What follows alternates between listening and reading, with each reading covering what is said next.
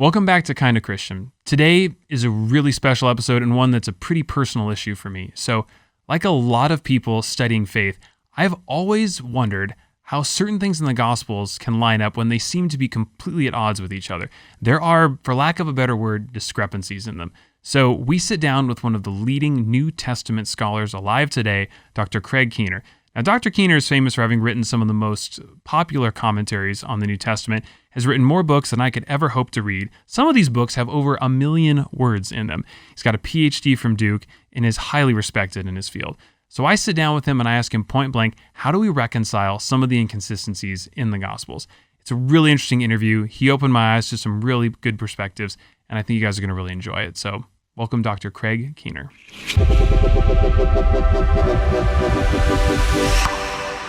Welcome back to another episode of Kinda Christian. I am your host, Ryan Bethay, unfortunately for you. And with us today, fortunately for you, is a friend and honestly one of the most anticipated interviews we've had. Dr. Craig Keener, broadcasting to us live from Kentucky in a secret bunker. Dr. Keener is one of the foremost experts on the New Testament, on researching miracles, which honestly we're going to get into. I have no idea how even one begins to study that. It's so cool. And he's one of the most prolific scholars on this, having set, I would argue, potentially records for the longest commentaries and works. And you are renowned for just having an incredible work ethic. Thank you for being with us. It's great to be with you, Ryan. I know you blush a little bit at some of that praise, but not my words, but others say that you've done quite a work. So let's get right into it. Before we jump into the New Testament, because something that a lot of listeners are really interested in is helping deal with a lot of questions about this. Tell us a little bit about your background and your studies. You didn't go to some no-name school in the middle of nowhere. You come with some pretty cool credentials.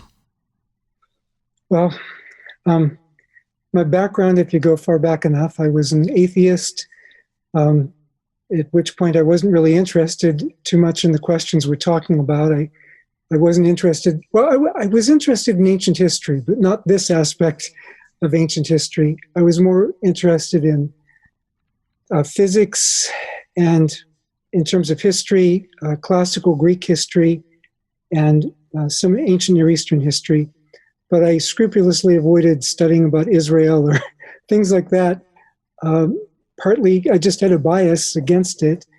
And later, after I became a Christian, I developed an interest in the Bible, had a lot of catching up to do.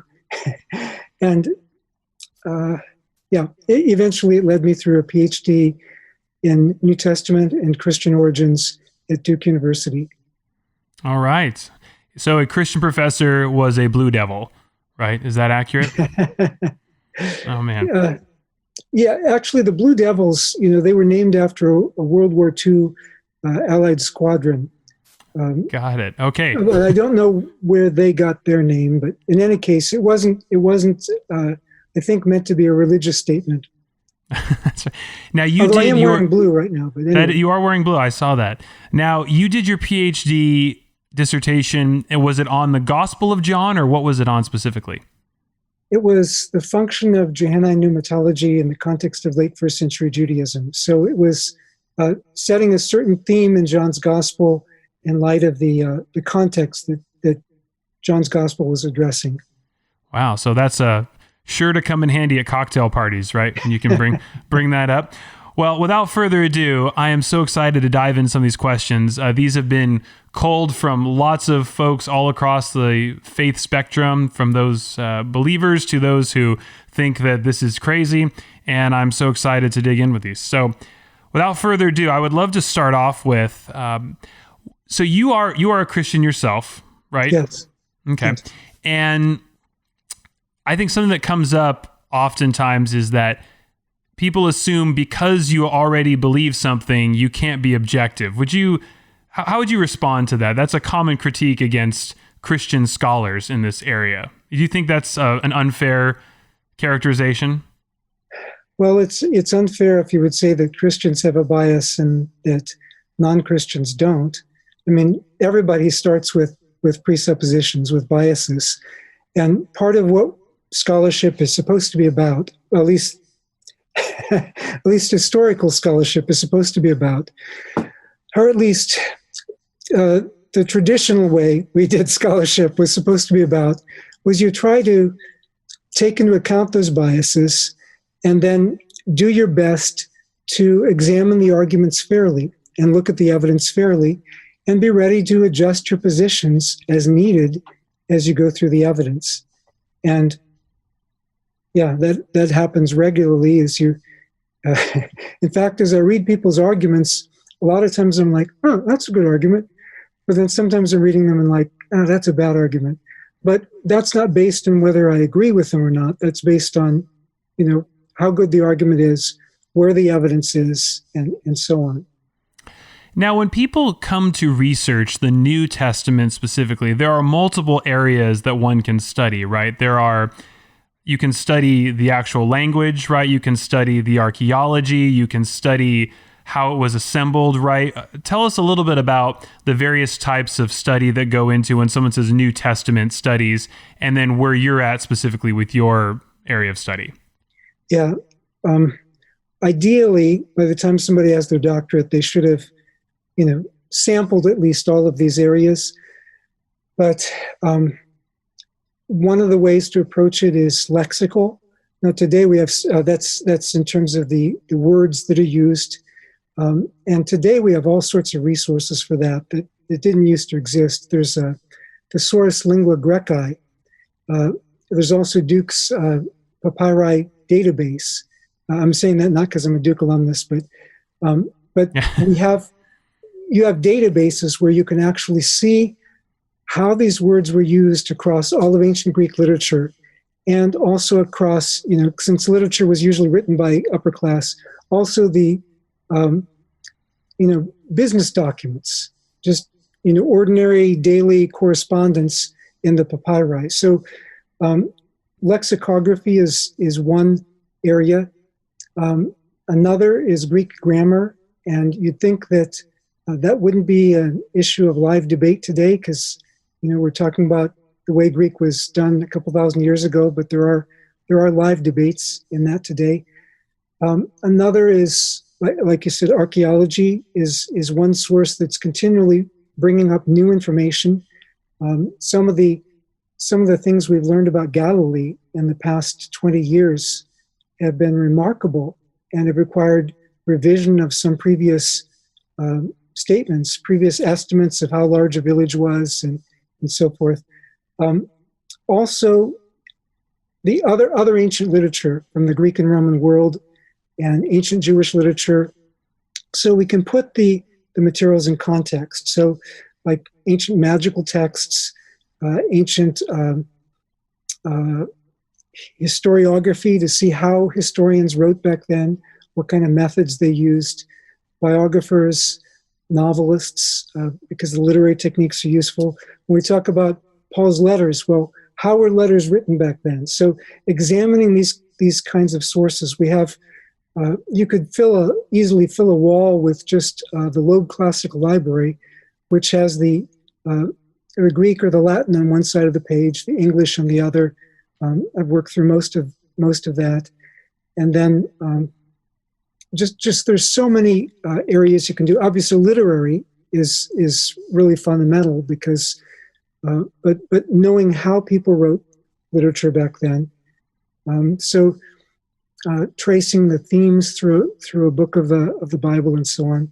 But yeah, there's just lots and lots of approaches, and it's good to be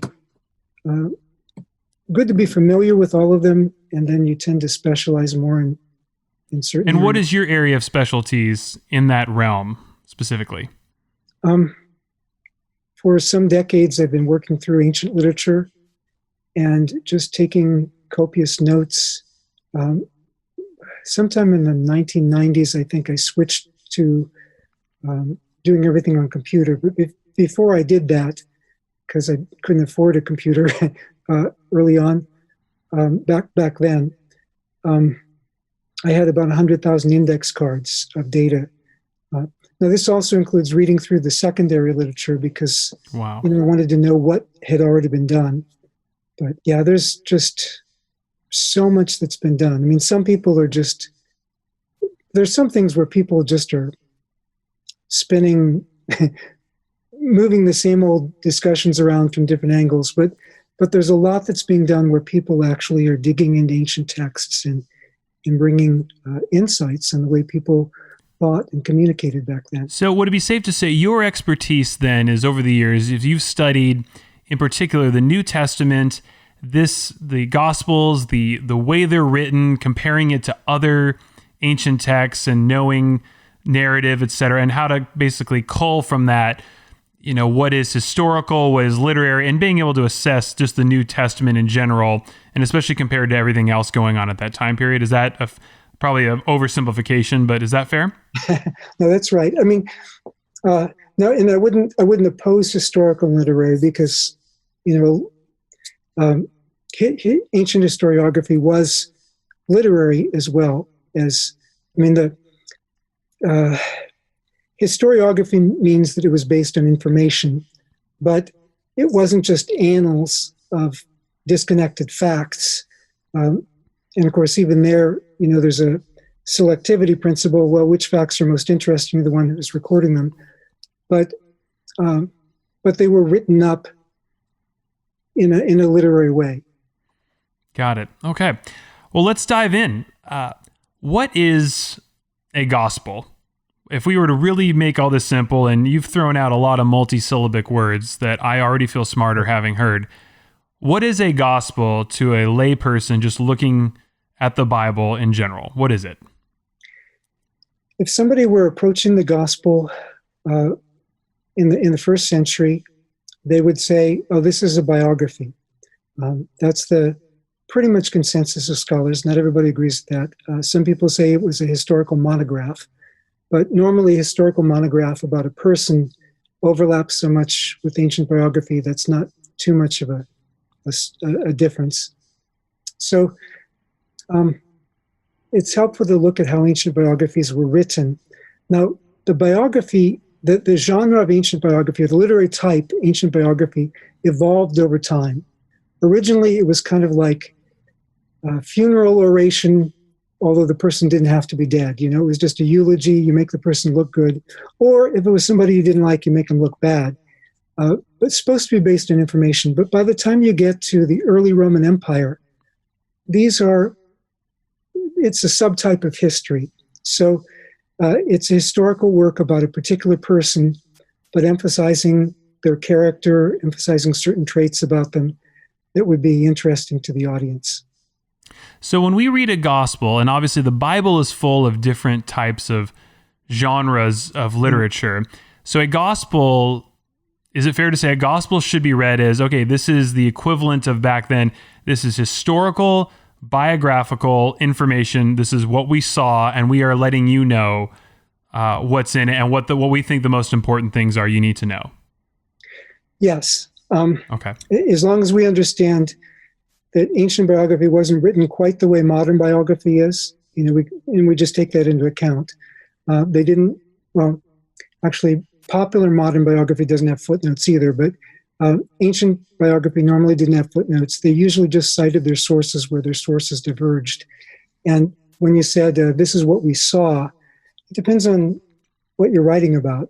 Sometimes, right, but it's supposed to be accurate. They're basically saying, look, this is objective as much, but this is objective history that we are writing about, that we, if it's a biography, they're saying this is true. What we're saying is true. This is not embellished.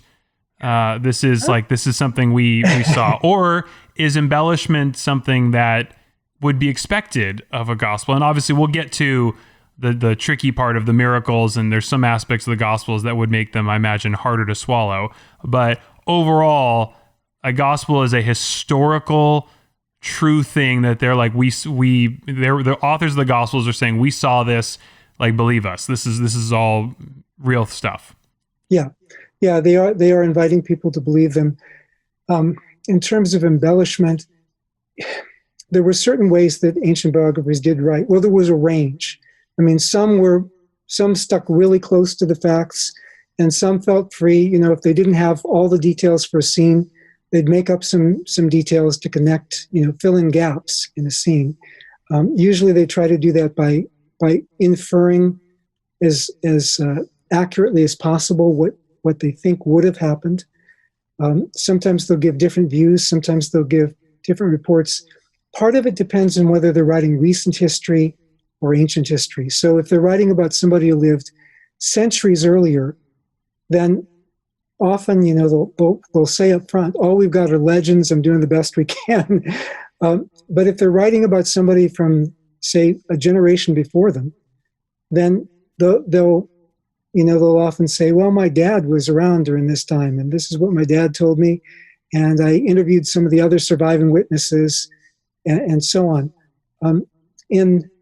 Today, in the field of oral historiography, normally, if you're dealing with something within living memory, that is, when people who knew the eyewitnesses are still alive, you get a fairly reliable portrait historically, as opposed to if you're dealing with somebody a century and a half earlier, and that's where, when you're evaluating what some people call gospels, you have things from the 2nd century and the 3rd century and later, that Gospel of Thomas, Gospel of Philip, all those things. They have to use their imagination a lot. But when we're dealing with 1st century Gospels like Matthew, Mark, Luke, and John, they're all within living memory of the events. Okay, so all right, there's a couple things there. So it would not be considered disingenuine to add some literary embellishment for that time period if you were trying to fill in gaps or make a point, if you didn't have access to everything. So no one would accuse you of being dishonest if there were some embellishments. Is that correct? Yep, unless somebody really had it in for you, in which case they'd accuse you of everything. Right. So is there a way to look back, and I'd love to, and we'll obviously focus on the 4 main Gospels. I know you mentioned there's other Gospels that came much later, but for academic purposes, right, the main Gospels that are considered the authoritative ones are Matthew, Luke, Mark, and John, and the other ones don't even come close to that, right? They're right. Yeah. Okay. Yeah, Gospel of Thomas is probably the earliest of the later Gospels, and it's over a century after the time of Jesus. So is there a way a reader could look and identify what is embellishment versus, because I know this is something that will come up from detractors. They'll say, well, sure, you've got a lot of accurate geography, you've got a lot of really minute details that seem to be very accurate and leads one to say these are biographical, but if you're saying there are sometimes some embellishments,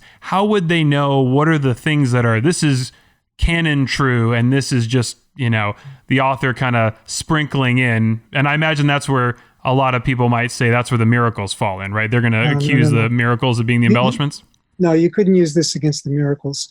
I mean, if you're talking about early imperial biographies written about events within living memory, so maybe people could debate the infancy narratives because they're a bit earlier than that.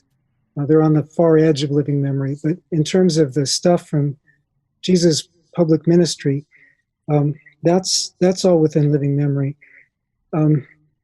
Biographers and historians were not supposed to make up events. So it's one thing to, to take a minor example, but most of the examples should be minor. Mark says that a man, his hand was withered. He couldn't open it. Jesus says, "Stretch out your hand," and the man's hand was healed. In Luke, it specifies it was his right hand. Well, if Luke added that it was the right hand, that doesn't really change the substance of the story. Now, maybe Luke knew that from another source. We don't have a way of testing that, 2,000 years later, because we don't have all the sources left. I mean, Luke says there were many sources available at the time that he wrote. But if Luke added that, that's not a big deal. That doesn't change the substance of the story. That's within the literary rights of the authors. Got it. Okay.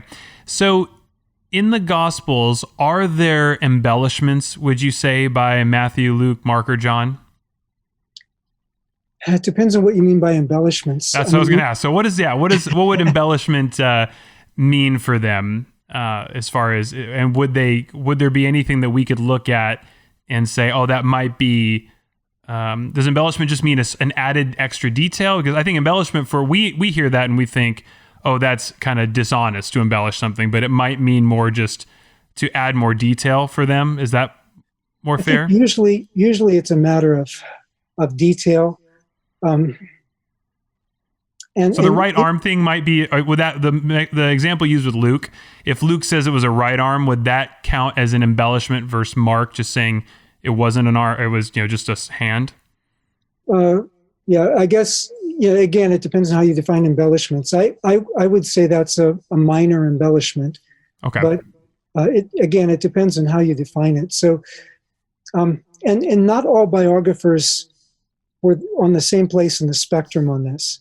So you have people like, the early 3rd century. This is just before, or about the time that the historiographic standards of biography are on the decline again. But the early 3rd century, Diogenes Laertius, I think we probably have a psychological term for this, but he was anal retentive or something. I don't know. He's so, he documents everything, says what all the sources are. I have a student writing a dissertation on this right now, going through this multi-volume work of Diogenes Laertius. Cornelius Nepos, though, writing in the late Roman Republic, so just maybe around a century before some of the Gospels. Cornelius Nepos is sloppy. He's not intending to make things up. He's just sloppy.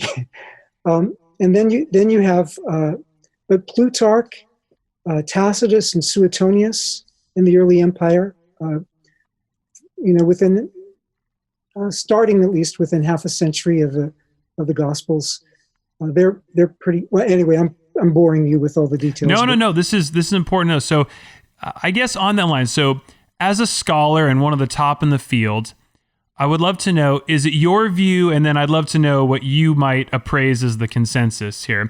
Is it your view that the Gospels are historically, they are reliable documents for what they saw, what they, the details they have, and then what is the consensus of sort of scholars? And I imagine they're all across the spectrum, but what's kind of the state of the union with that?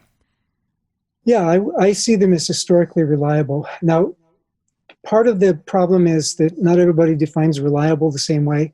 If you're talking about the core of the accounts, not like whether Luke may have added right hand or something like that. Right. And then you've got some extreme cases, but those are fairly rare. And maybe we're going to talk about those later. But things like that, the substance of it has to be right. Or at least the biographers had to believe that the substance of it was right. And in that respect, I would see them as historically reliable. But some people would say, well, if Luke added right hand, that's not historically reliable. So part of it's a matter of definition. Gotcha. Okay.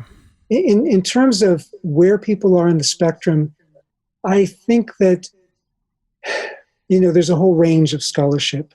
Probably the majority of scholars, and these are scholars, they've not really taken into account the nature of ancient biography. Some of this stuff is new research. So, but just where it's been, the majority of scholars would say, yeah, we can get a pretty good picture of a lot of what happened from the Gospels.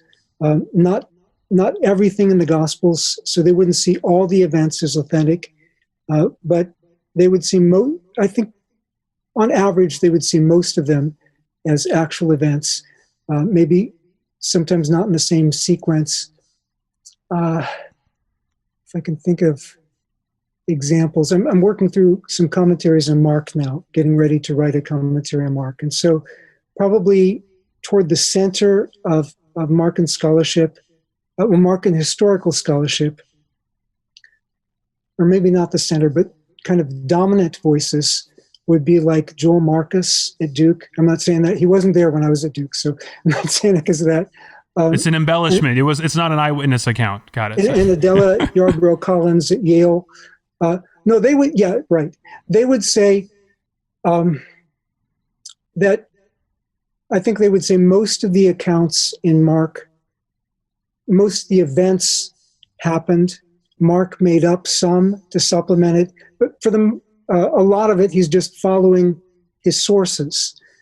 Got it. Okay. And that makes sense. So it seems like general scholarship to date, and correct me if I'm wrong on this. So you're saying that one is that it's viewed as generally reliable. Reliable might have a different meaning because some might say, well, if they got which hand was healed wrong, then they throw out the whole thing, which some people might go, well, that doesn't matter actually. And I know we'll get into some of the discrepancies or alleged errors that are in there, and I know people come at that from different perspectives. The miracles obviously would, I imagine, be the toughest thing from a skeptic to come in and accept, and that might, for a lot of people, do you think the miracles just invalidate the whole thing for them? Because these things write about, is there an anti-supernatural bias that gets someone from the beginning to say, this can't be true because they say that a guy walked on water? Yeah. And that's actually where the skeptical approach to the gospel started, in a way that wasn't practiced with other ancient historical writings, or at the time that the skepticism arose. So they would say, well, actually, what a lot of the scholars early on were saying, well, we know that miracles can happen. So the story about Jesus walking on water, it just grew from a thing where the disciples saw Jesus, they thought walking on water, but actually he just knew where the rocks were. That doesn't work out in the middle of the Lake of Galilee, but they would say, okay, the setting is wrong, but they did see what they thought was him walking on water. And then some rocks. Are there rocks in the Sea of Galilee that you're aware of that someone could walk on water? You'd have to be, I don't know, out in the middle of the lake. You'd probably have to be hundreds of feet tall to walk on them, because the rocks are way down. I've been to the Sea of Galilee, and I'm going, it's funny. So it's scholars who say this can't happen, or a lot say that it seems to be the consensus, right? That most people, even if they disagree with the overall premise of the Gospels, they're saying these guys believed what they wrote. They thought they saw this stuff. Yeah. Well, they believe they saw it, or they believe that the eyewitnesses on whom they're relying saw it. But in terms of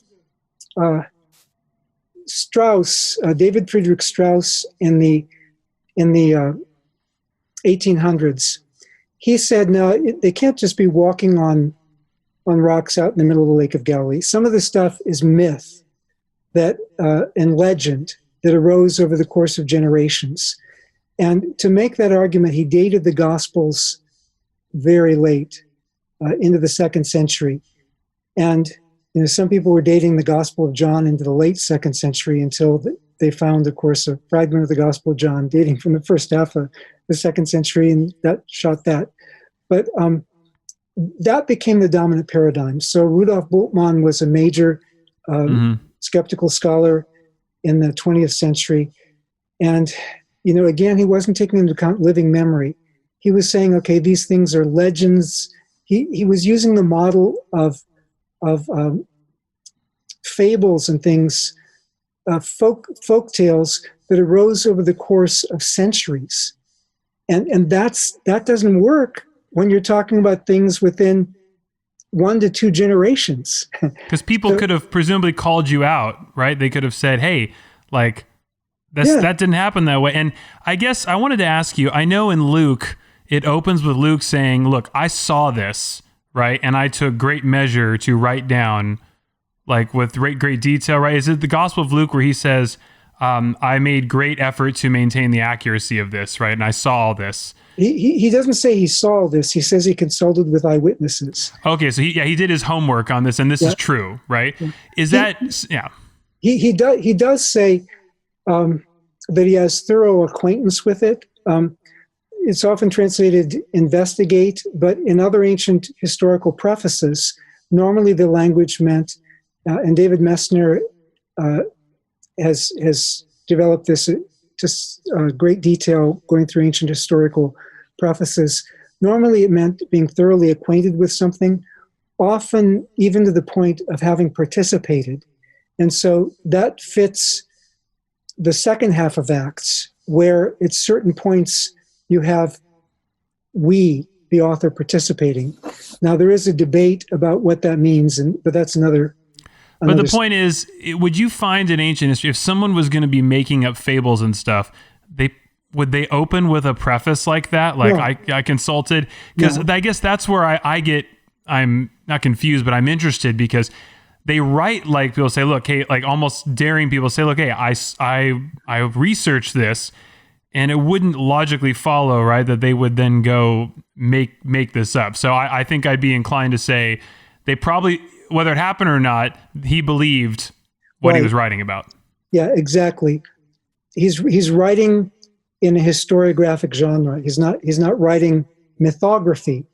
It's a different genre. Okay. So the big question everybody has, and I know this is unleashing Pandora's box here, but do you view the New Testament as having errors in it, or just discrepancies that can, for the most part, be explained? Well, reconciled. Just before that, let me just add one comment on what we were saying before. Yeah.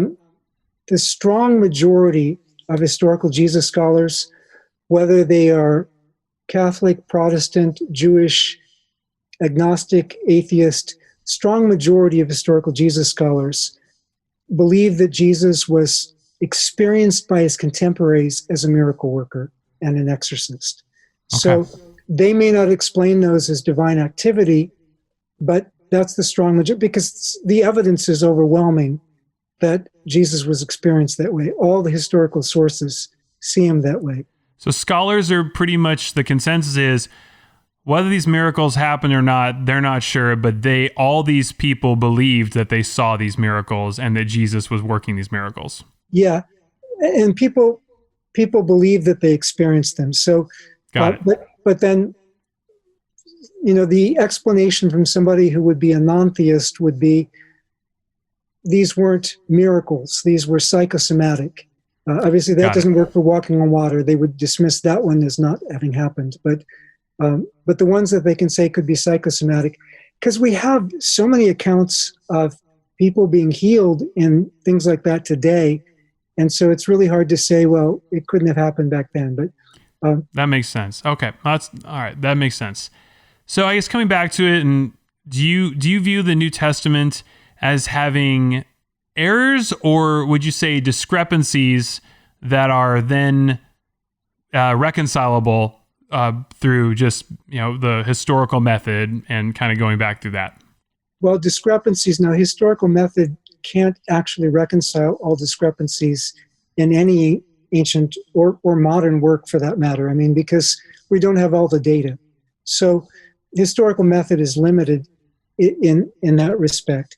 Now, whether one calls certain things errors, or whether one says, no, this was within the latitude, the range that was permitted in that genre in that time, and whether you say, well, it was an error in the source or an error in the final, so people debate all that. To say that there's no error, that's a statement of faith. That's not something historiography can bring you to. You can't prove a negative. Got it. So as a Christian, I accept the Bible as God's word, because Jesus accepted the Old Testament as God's word, and because of the understanding of inspiration at that time, what that meant, he also commissioned his followers. So I accept it as God's word. But that's a statement as a Christian. That's not something, I mean, as an atheist, that's not what would have converted me, somebody telling me that. But if they had told me, well, we have evidence for this, this, and this, there's enough evidence, I think, to compel us to affirm the basic message of the gospel story. And to affirm that, I think, invites faith.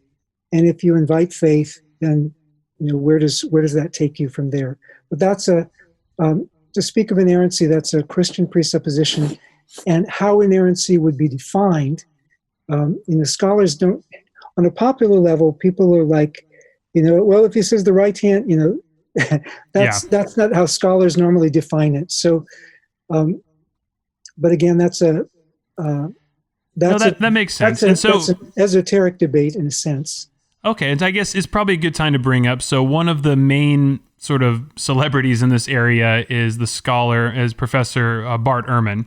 Mm-hmm. And he gets brought up a lot. And obviously, on one hand, he has been overwhelmingly a big proponent of Jesus was real. We have a pretty good idea of what was said, even though there are a lot of variants. Mm-hmm. I have heard him say on multiple occasions, and he brought up in a recent debate, the differing accounts, for example, of the death of Judas, which I had actually never noticed in studying that. Matthew says Judas hung himself, and as a pretty grim example, but and the money was given back and then used to purchase a field, and therefore that was called the field of blood. But then in Acts, Peter says that we all know what happened to Judas. He fell forward, and his gut spilled out, and blood spilled, and that's why it's called there. And so the field of blood. And Bart was saying that to another scholar. Well, how can those two things be true? And I remember thinking, well, most of that story seems to reconcile. It's just the manner of his demise seems to be irreconcilable. And then I'm left wondering, is that really the big deal? And so I've noticed there are multiple accounts in Scripture where they might be differing like that. How do you work those out in your mind? Yeah, Bart is my friend, so. In responding, this is something that I would say if it were Bart and me in talking together. But in terms of those accounts, those are, that's one of what I would call one of the more extreme examples. That's not like the right hand. It's more significant than that.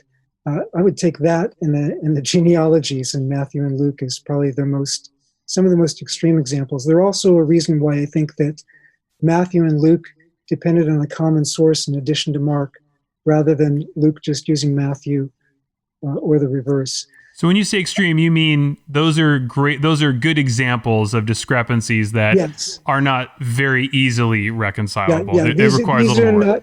It's not a small thing like just the right hand. This is a bigger thing.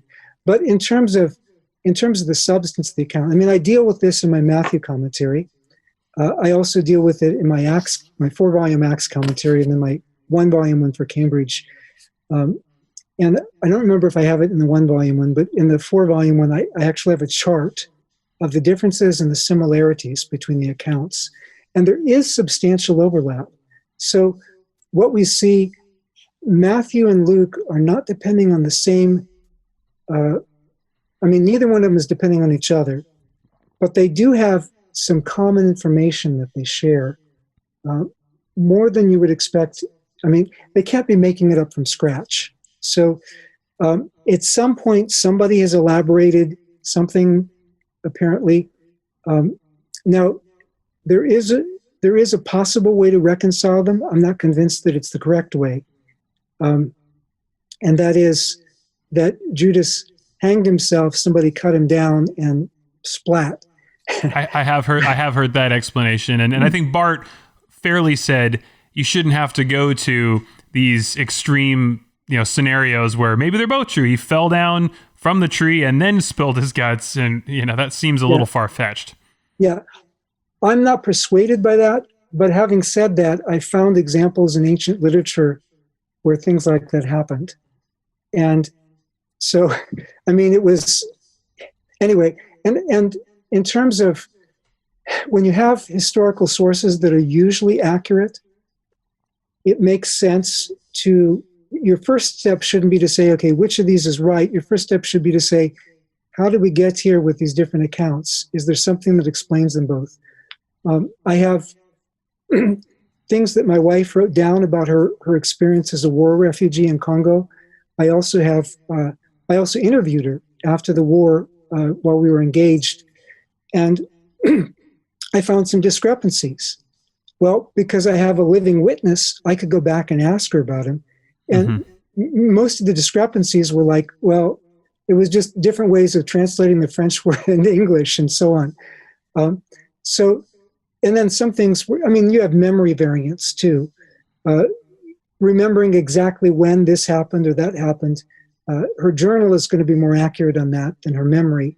So, the arrangement of things, the chronological sequence, you don't expect that from most sources that aren't dependent on annals.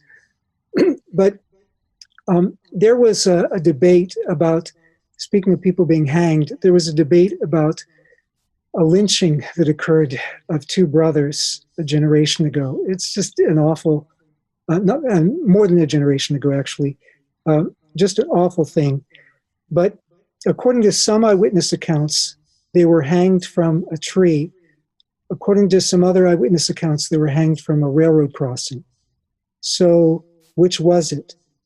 And scholars debated that, historians debated that, until photographs surfaced of them hanging from the tree, and photographs surfaced of them hanging from the railroad crossing. Apparently, well, my guess is they were hanged first from the tree, and then the wicked people who did this, they wanted to make it more obvious, so they cut them down or let them down, and then rehanged them from the railroad crossing. And it turns out that both were correct. So, wow, I'm not saying that always is the way to do it. You do have variance, memory variance, but we need to at least allow for possibility in some cases like that. Oh yeah, and I guess it's probably fair if they're going to say that a guy walked on water, then the Judas account's really not that crazy miraculous. What about? Actually, Bart asked me, I think, do you believe Jesus walked on water? And I said yes. I don't have a problem with that because I believe in a God who created the universe. So why would I have a problem with Jesus walking on water? That's something I've thought about. One thing that's always bothered me, and I've had a tough time, is, and this, I realize this might be a longer answer, but John has a different crucifixion narrative than the other Gospels. Mm-hmm. How would one explain that? That seems to me, as an uneducated person in this area, that would fall under a significant discrepancy. Is that accurate or no? How do you work that out? By the standards of ancient historiography and biography, well, it depends on which part you're talking about, but by the standards of ancient historiography, this is going to be not a big thing in terms of moving the temple cleansing from before, the week before Jesus' crucifixion to moving it early in Jesus' ministry. Ancient biographies weren't required to be in chronological order. And it's not like this is a new discovery that, okay, John has this in a different place than Mark has this. And scholars debate. Some scholars do say there were two temple cleansings. I've argued that John moved it for theological reasons. There's a minority of scholars who think that Mark moved it for theological reasons, and then Matthew and Luke followed him. But this isn't a new thing. It's always been recognized. And Martin Luther, for example, said that he thinks that he thinks John moved it for theological reasons. But he also says this is not a gospel issue. It's no big deal. It doesn't affect, our faith. And so in terms of some of the other ones, I see these as John tweaking the traditional passion. Now, there's a bunch of different views in this. So I'm not saying everybody agrees with this. This is my approach as one Johannine scholar. I have a friend who's a Johannine scholar who thinks that Mark was the one who switched things, but there seems to me to be a pattern in the differences between John and Mark on these things. Moving the temple cleansing forward, he overshadows all of Jesus' ministry with the passion, or with the coming death of Jesus. So it keeps saying his hour is not yet come, and so on. And then you get to certain things like in Mark, Jesus says, "Whoever dips with me in the bowl for the Passover, whoever dips with me is the one who's going to betray me." In John, it says that Jesus dips it himself and gives it to Judas. And this comes from the testimony of the person who would have been on his right hand, the beloved disciple. So, it claims at least to be eyewitness material, but then there are other. Some of the details, like the spear piercing his side, just because somebody else doesn't record a detail. You always have that with people writing different stories, different accounts, eyewitnesses. They're not always going to report all the same details, but where you have different details, like that's one of the different details. Or in John, Jesus bears the cross, whereas in Mark, they get Simon of Cyrene to do it. Now, in this case, usually people did bear their own cross to the site of the execution. So normally you'd say, well, John's probably right on this. Mark has theological reasons for saying it was Simon of Cyrene. But then Mark also mentions, his audience knows the sons of Simon of Cyrene. So, so the way that it looks like most scholars handle it is maybe Jesus started, he couldn't finish, Simon finished it for him. But why does one gospel emphasize the one thing, one gospel emphasize the other? Mark emphasizes discipleship failure a lot. If you want to be my disciple, take up your cross and follow me, Jesus says. And when it came time to do that, the disciples were all in hiding. And so the soldiers had to draft a bystander, Simon of Cyrene, to carry the cross for him. But John emphasizes, Jesus says, "No one takes my life from me. I lay it down of my own account." And so, and theologically, this, that's already in Mark, where, he keeps certain things, doesn't make them public until he's ready to get executed. But in John, there's this driving emphasis on this. So Jesus carries his own cross. He doesn't bother to mention Simon of Cyrene. In Mark, the Last Supper is a Passover meal, which points to the meaning of Jesus' death. But in John, the way it's set up, it's not completely explicit, but the way it's set up, it makes it look like Jesus' death itself is directly Passover. So he's less subtle about the symbolism. He goes right for the heart of it. And yeah, things like that. There are, some of these are reconcilable. Some of these are hard to reconcile. What's something that's hard to reconcile? I know we mentioned the Judas thing. What's a thing that's hard to reconcile for you? I normally consider one that's hard to reconcile the date of the, whether Jesus is crucified on Passover or on the, whether the Last Supper was a Passover meal, or whether Jesus actually gets crucified when the lambs are actually being killed in the temple. There, I think that John is tweaking the passion narrative that everybody already knows. But like a good storyteller, he's got the same basic substance. Jesus died, but Jesus died as the Passover lamb. So he's taking the theology and making it more explicit. However, that's not everybody's solution. I had an email from Colin Humphreys, who's I think he's an astronomer at Cambridge, and he's got something on the chronology, including the Passion narrative. So somebody's sending me that book, so I may have to revise my view on that. We'll see.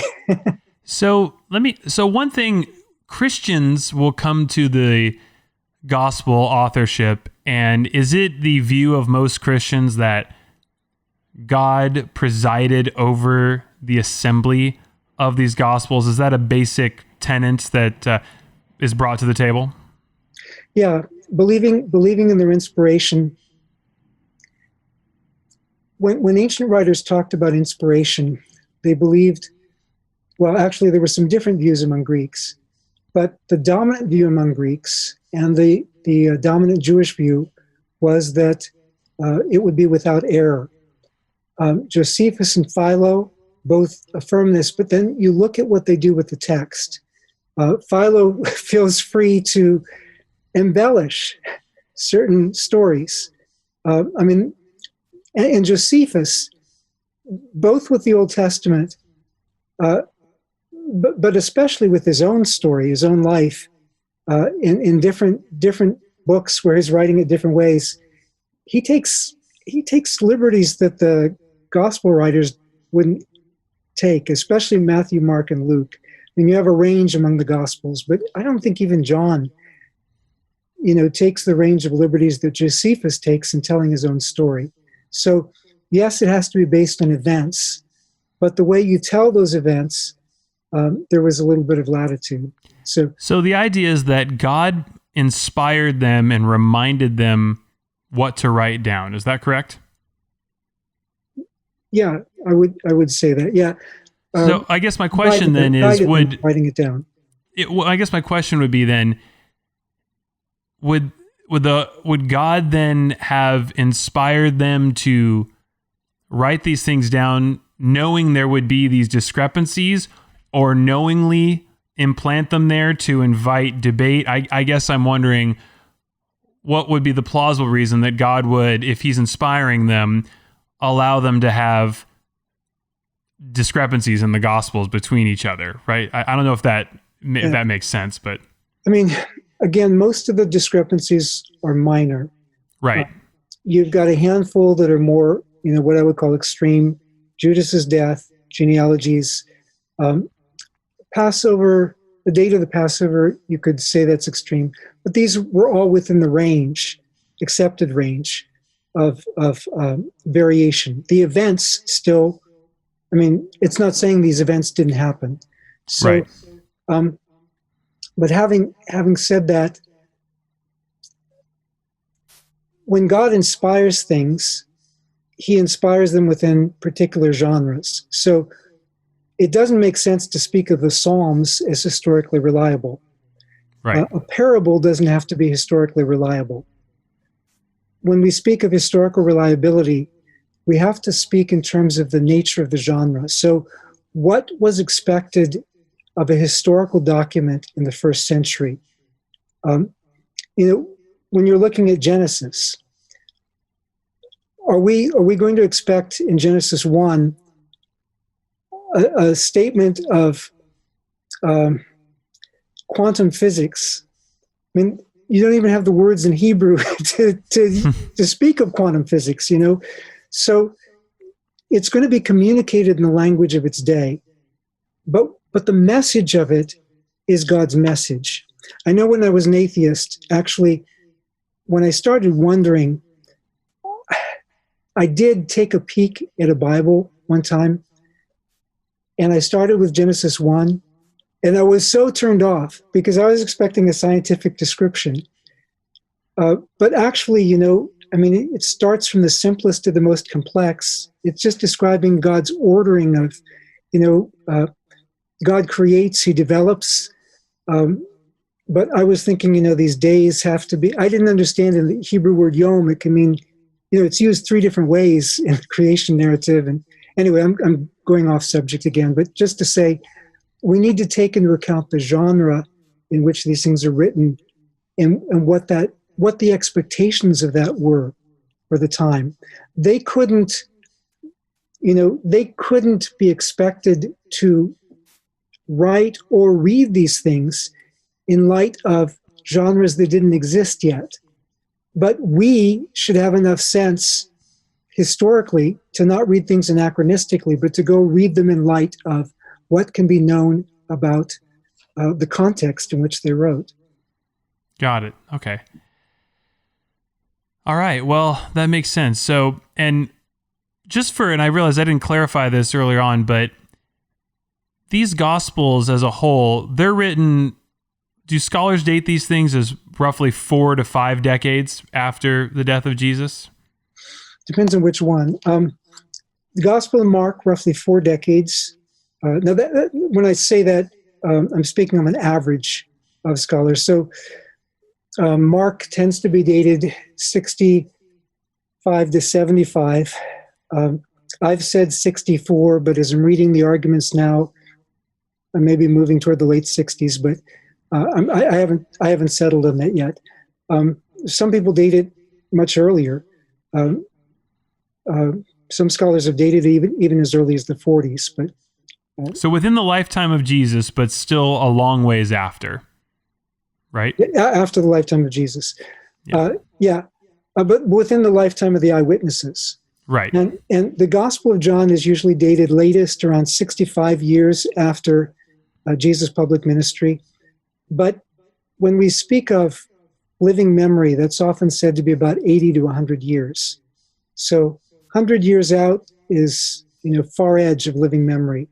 80 years out is a lot closer. And 65 is certainly well within living memory. Often around the 40-year mark, turning of generation, a lot of the eyewitnesses dying out, you have people starting to write down memoirs. And by the time Luke writes, he says many have already written accounts of this. His many undoubtedly includes Mark because of the overlap that he has with Mark. Mm-hmm. Like 90% of Mark reappears in the substance of it. Again, it doesn't have to be the exact wording, Matthew or Luke. And actually, when Matthew and Luke are using their historical sources, chances are they had a much better understanding of what Mark was than our armchair speculation today. I mean, if they're writing biographies, then they thought that Mark was a good source. Why do you think that they decided to, or felt, factoring inspiration from God? Why do you think they wrote it just so long afterwards? I've heard it said that during the lifetime of Jesus, that everything was oral teaching, and they weren't experiencing it as if they planned on writing this, and then the writings come out so much later. It's always perplexed me why these things come out decades later. I mean, I think how much I forgot what I had for breakfast last week. Now, granted, if I saw a man walk on water, presumably I wouldn't forget that. That would be something. But do you ever wonder why these things came out so long after Jesus' passing? Yeah. Well, in terms of, there's so many answers. I have like 3 chapters in Christo biography about this. But for one thing, we don't have all the sources that Luke talks about. The scholars who think that, for example, Mark used a pre-Mark and Passion narrative, we don't know how early that was. Some scholars have dated it to the 40s. We also have some of the things reported by Paul in the 50s, even the early 50s. Some of Jesus' end time teachings, we tend to call them his eschatological teachings. We have them in 1st and 2nd Thessalonians, and there's virtually all scholars accept 1st Thessalonians as a letter authentically from Paul, and it includes a lot of these same teachings from Jesus. It says according to the word of the Lord, and then you can catalog all these points where it goes point by point along with Jesus' eschatological teachings that, according to when we usually date the Gospels, were written down later. Also, final publications, what we tend to call final publications, usually have a prehistory. So people would, if it were a major work, not a letter, but if it were a major work, somebody would write and rewrite. They also would often practice these things orally. According to Papias, who's writing in the early 2nd century, I know Bart doesn't agree with this, but according to Papias, who's writing in the early 2nd century, now Papias is writing within living memory, not of Jesus' public ministry, maybe at the far end, depending on when you date Papias, but he's writing within living memory, certainly of the writing of Mark, and he attributes the gospel to Mark, and he says that Mark got it from Peter, which would help explain why Matthew and Luke are so ready to use Mark so soon after Mark's writing. It would also it also fits what we have in First Peter about Mark being with Peter. Now again, you've got all these layers of skepticism where people are questioning all these things, but it fits together, I think, pretty well. So these things, bottom line is, these things could have been in circulation, or the information, just because the final sort of press release, if you will, is dated for Mark, we'll say 4 decades after, doesn't mean that other writings, stories, information about that wasn't already in wide circulation. Yeah. Okay, so that... And Papias says that he got this information from a previous generation. So got it. He learned this stuff earlier, probably in the late 1st century. So there could have been others that we don't know about. Oh yeah. And I mean, Papias's information about Mark, I think, works that way. But also, in terms of memory, it's true. We don't remember most things. Well, of course, I'm an absent-minded professor, so I shouldn't speak for everybody. But, we don't remember what we had as a meal last week unless we eat the same thing every day, which is usually what I did years ago when I did all my own cooking. But we, things that are very significant to us, we're much more likely to remember them. Now, there's different kinds of memory. There's semantic memory, where you just learn information. And there's episodic memory. That's like the memory of your own experiences. Mm-hmm. Episodic memory, you don't normally remember it in chronological order, unless you may remember it happened along with something, and you might be able to date that event. But normally, we don't remember it in chronological order, but we remember certain events. And in terms of personal event memory, the events that are significant to us, or we consider significant to us, after 5 years, we're only going to remember about half of those. But the forgetting curve seems to level off after that point, so that what you still remember after 5 years, you're still probably going to remember decades later. If I can give just a fairly random example, my 40th high school reunion, which tells you how old I am, but my 40th high school reunion that I attended, somebody said, "Oh, I remember in 3rd grade, Mrs. Morningstar was the teacher, and you were humming Gilligan's Island.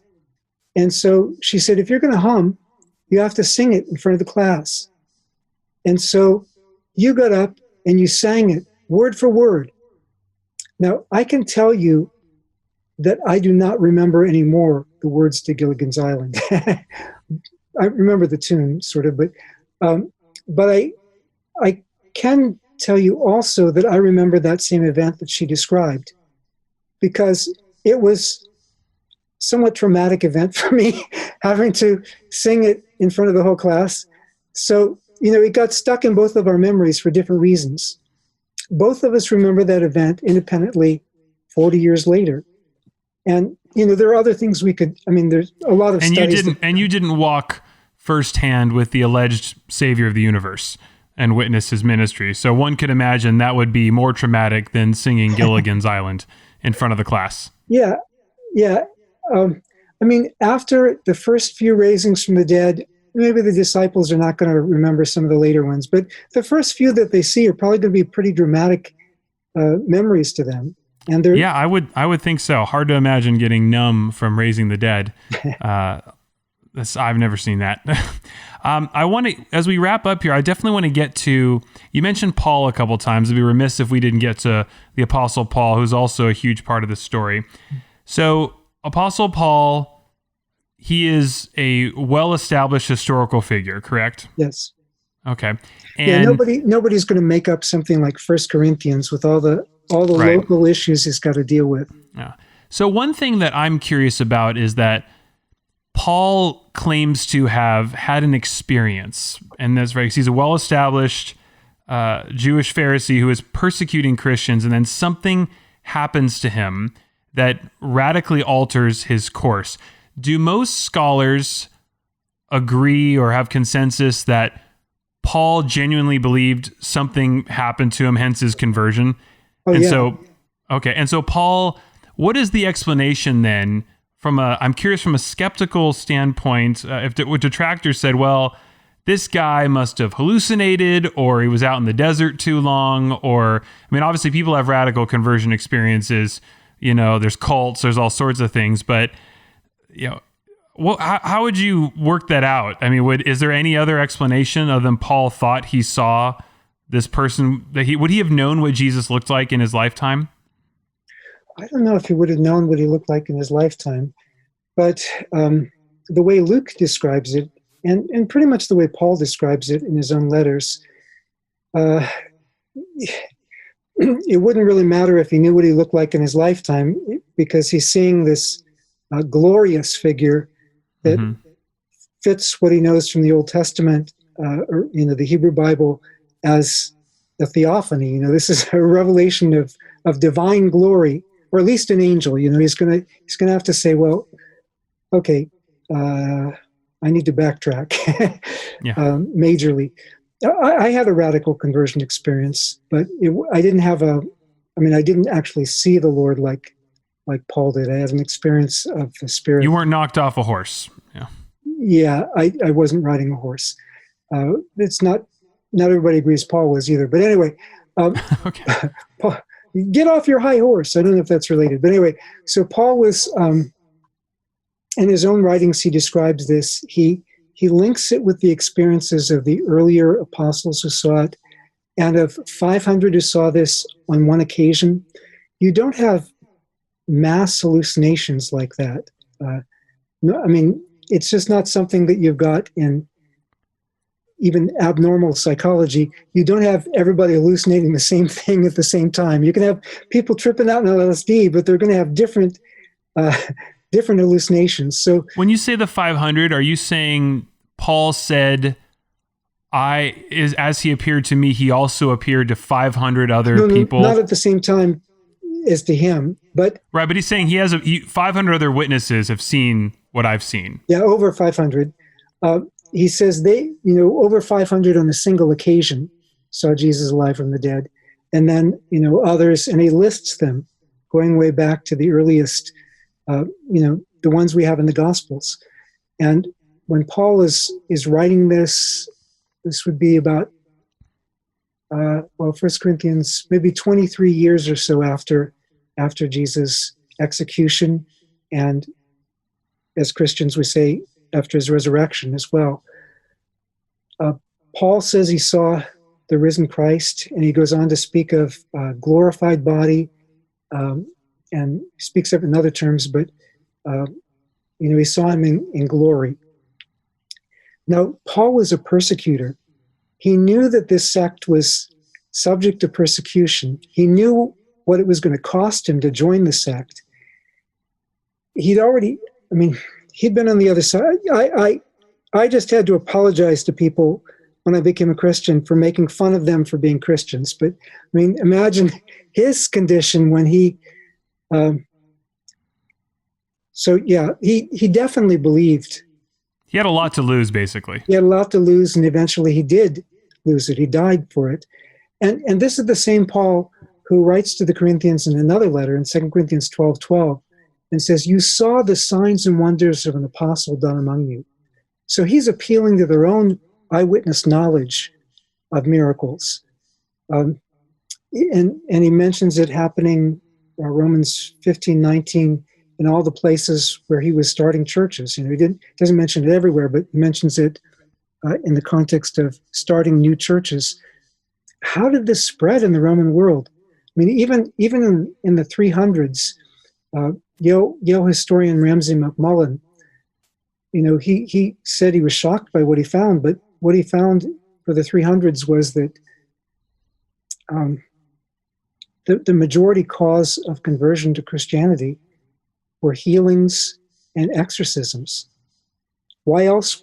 It's not the only reason, but for people to have all these gods, and it's just a part of their life, and it's a part of civic life and everything. It's part of your family heritage. To be willing to turn from that and turn to the one God of Israel, There were plenty of people who did this, but this is like, it was spreading pretty fast. Is there any scholarship on the 500 or other eyewitnesses that, if there's I guess I'm asking, if so many people saw this, and it seems obviously we have the gospel accounts, we have Paul's account, are there other accounts of those 500 or those people that he mentions that have written about their own experience? And if not, why do you think, is that just we've lost them to history?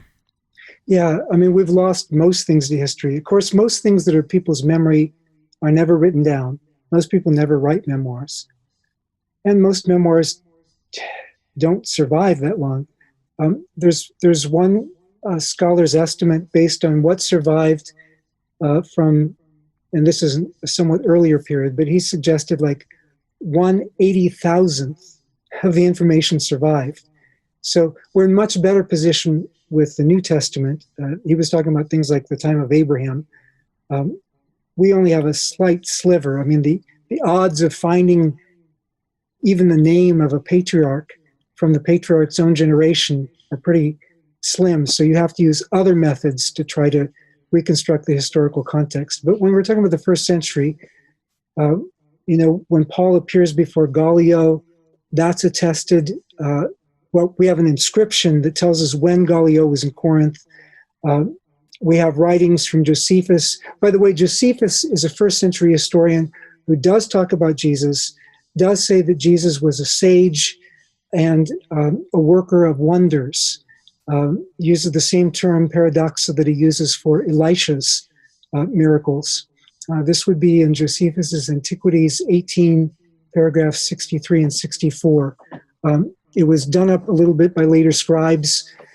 Didn't think Josephus was respectful enough to Jesus, but we have what scholars have reconstructed as the original version, and also confirmed by an early Arabic version of it that fits the scholarly reconstruction. But anyway, that's another story. Well, and Paul writes, similar to what we mentioned about Luke, right? He writes that, doesn't Paul at various points invite others to say, hey, like, you saw this too, or you can ask them. Like, they're people who could call him out if he's wrong, right? And the way he's writing, is it fair to say that he would be inviting, I guess, doubt on his own ministry if he was making all this up? Yeah, and he says that about his own miracles. You were witnesses. I said that about some of his own teachings. He also says with the 500, most of them are still alive to this day. So in other words, they're available to check them out. The ancient Mediterranean world in the early Roman period was not as isolated as some people today suppose. Like, well, you've got this group here that thinks this and this group here that thinks that. And the early Christian community was pretty well networked. You had people, in the Jewish community, you had travelers going from one place to another. They would often carry letters of recommendation. They could find hospitality in synagogues and local Jewish communities.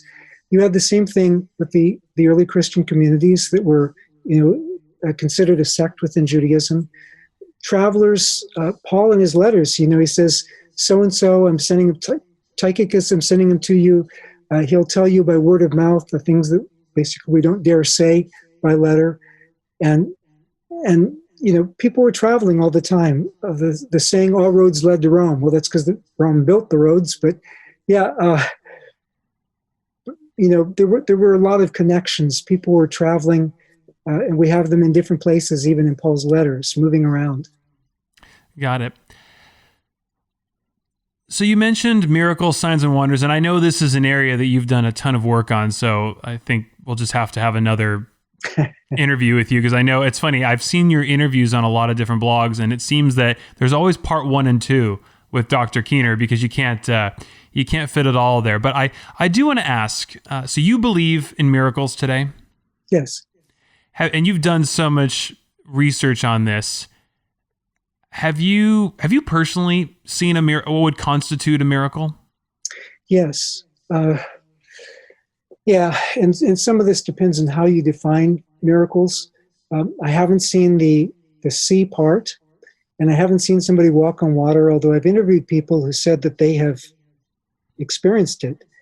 Wow. But, whether people believe that or not depends on whether they believe the people who I interviewed. But in any case, when I was a fairly young Christian. I still had some of my, I think I still had some of my atheistic premises hanging on. But I was helping at a nursing home Bible study, and there was a lady named Barbara who every week would say, "I wish I could walk, I wish I could walk." And she would always be there in a wheelchair. And one day, the Bible study leader, who was named Don, he said, "I'm tired of this." He was a seminary student. He got up out of his chair, walked over to her, grabbed her by the hand, said, "In the name of Jesus Christ, rise up and walk." Lifted her from her chair. Now, if faith is a bias, I can't be accused of it in this case because I thought she was going to fall on the floor. Yeah. And you could tell by the expression on her face, she thought she was going to fall on the floor too. So if this was psychosomatic, it wasn't her psycho, is what I like to say. But he walked her around the room, and you saw the shock on her face. She couldn't believe what was happening. And she said, "I think I want to go sit down now." So he walked her back, and she sat down. But from then on, Barbara would walk to the Bible study. And she would always say, "I love my Bible study. I love my Bible study." Now you can say, well, maybe she just thought she couldn't walk. Maybe she was wrong about that. I mean, I didn't think to get medical documentation back then. I try to get medical documentation now for accounts. But, I was like, I was really young. And anyway. Wow, that's bold. But if it was psychosomatic, there was a good chance she would have fallen on the floor. And again, she didn't believe it was happening, even as it was happening. It wasn't until afterwards she realized, oh, I really can walk now. Wow, that's so interesting. And I know you've mentioned this in some of your other talks. There are dozens, hundreds, I don't know exactly how to characterize it, of cases where you've said you've seen, or not seen, but you've heard of examples of small intestinal regeneration. You've seen regenerative miracles. There's Dr. Candy Brown's research of the blind and deaf people receiving eyesight and hearing in peer-reviewed medical journals. Is there just, for people who are saying, you know what, I would just love to be open to this, is there, as a researcher, can you say there's ample evidence to believe, at least in the possibility that something else is going on that could be healing people that there's just not a scientific explanation for? Yeah, for sure. We've got plenty of that. And when I say, when you said things that I've heard, I've actually interviewed the people, interviewed doctors who were the doctors who were treating the people. Not in every case do I have access to all this, but in a number of cases, I'm working on a new book related to that. But I really like what Candy Gunther Brown is doing, because and I like those who are publishing these things in medical journals, because I can say it, but my expertise is in ancient historiography. But their expertise, those who are publishing this in medical journals, is as physicians and as medical scientists and so on. And so, there's just so much. They recently published one on gastroparesis healing. There was also a more recent one on the healing of blindness. I've gotten medical documentation and some other people being healed of blindness. Of course, in Mozambique, the massive number of healings taking place there, and in medical documentation.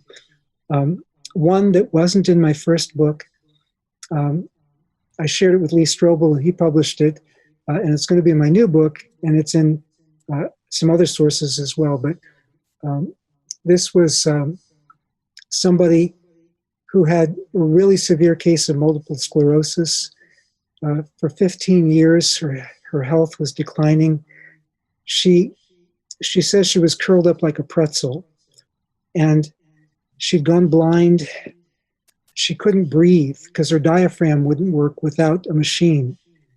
And so she was in this condition. Some people were praying for her, and she suddenly heard a voice. People had been praying for her. She heard a voice saying, "My child, rise and walk." Well, she didn't have any muscle that she could control, that she could make herself walk. But it happened. She jumped out of bed. She landed flat on her feet, which would have been impossible before. First thing she notices is her feet are flat on the ground. Second thing she notices is her hands are no longer curled up. And the third thing she notices is that she's seeing it. And normally, if you're healed from something, after that long, your muscles are atrophied. You're not going to be able to run or something. So most accounts, the muscles are, but her muscles weren't even atrophied. I mean, God healed her so completely, she began running around. And I checked this with two of the doctors who were her doctors at the time, and they both gave the same, they said, this is a miracle. There's no other explanation for it. She was on her deathbed when God healed her of all this instantly. And this was in 1981. There's been no recurrence. Is she still alive today? Yep, she's still alive today. Wow. And there are other accounts. I mean, there's somebody else I just interviewed maybe a week or two ago who also had, I think hers was also hers was, anyway, I haven't written it all up yet, so it's not all clear in my mind. But she also was unable to walk. She also was healed, I think it was 1981, somewhere around there. Very similar story. And yeah, the doctors, the medical records, and so on. And she was about to be sent to a nursing home because nothing could be done for her. When she walks back into the Mayo Clinic in Rochester, where they'd been trying to treat her and said, no, there's nothing more we can do for you. And she'd been wheeled out. They arranged that she was allowed to go to this church service. When she came back in walking, the nurse on duty dropped the phone and everybody gathers around her and they want to hear the story. Anyway, a lot of this stuff has happened. Wow. And is documented. So even if you doubt and you're not sure about what to make of the scriptures and everything, there's still, people can hope that there's still miracles still happen today. Yeah. And it's rhyme or reason. I don't know how that's another, I guess that's another figuring out, why God would heal and not heal other people. That's probably beyond the scope of this interview. If he healed everybody when we asked him, I think we would say, okay, this is, we would do like what we do with the creation around us. We'd say, well, this is just a natural phenomenon of your asking, So you have to think about the burden of proof, okay? If I'm going to be open-minded, what is the level of evidence that I'm going to require? Is it going to be an unreasonable level of evidence? In the Gospels, Jesus healed people, but he didn't go with, when after he'd been doing signs, some people come to him and they say, well, that's not good enough. You have to do this. God doesn't play those games. He's not bound to follow our rules that we make up for him to follow. He's given us evidence, and it's up to us to accept that evidence or reject it. But there is evidence there, and if we're willing to look at the evidence and not say, well, as long as there possibly could be a natural explanation, and I may not even know what it is. Well, once you say that, you're not really open to evidence, because you're always going to say, well, somebody got raised from the dead, but maybe they weren't dead. Yeah. I mean, I had two people who were atheists. I'm not saying all atheists would do this. I don't think I would have said this back when I was an atheiist, but when I said, if somebody were raised from the dead in front of you, would you believe? And they said no. But hey, honesty. All right. yeah. But I said, okay, what kind of evidence would you accept? I have eyewitness accounts from people, including from people I know really well, people I trust really well, and from some doctors of people being raised from the dead. So what kind of evidence are people willing to accept? And if you say, well, unless he comes to me on my own terms, well, forget it. God is not your, he's not there at your beck and call. He's given evidence. He's presented his loving demand. Once in a while, he reaches out to people in that extraordinary way. He kind of did to me, but that's not the norm. So, yeah. Wow. When you're really open to the evidence, then you can start asking, okay, God, if you're really there, please show me. Man. Well, Craig, thank you so much. This was enlightening. I am fascinated. I'm learning so much about the Bible and talking to you, and I hope you've clearly mentioned, you've given us a tease of these miracle stories. We're just going to have to do this a part 2 again to talk about this. But thank you so much for just the time. And I still don't know how you write as much as you do. And I see all those books behind you, so I know that you got your hands full with reading. But thank you so much for doing this, and I really, really appreciate it. And we'll hopefully get to talk to you again very soon. Thanks so much, Ryan. Thank you for having me.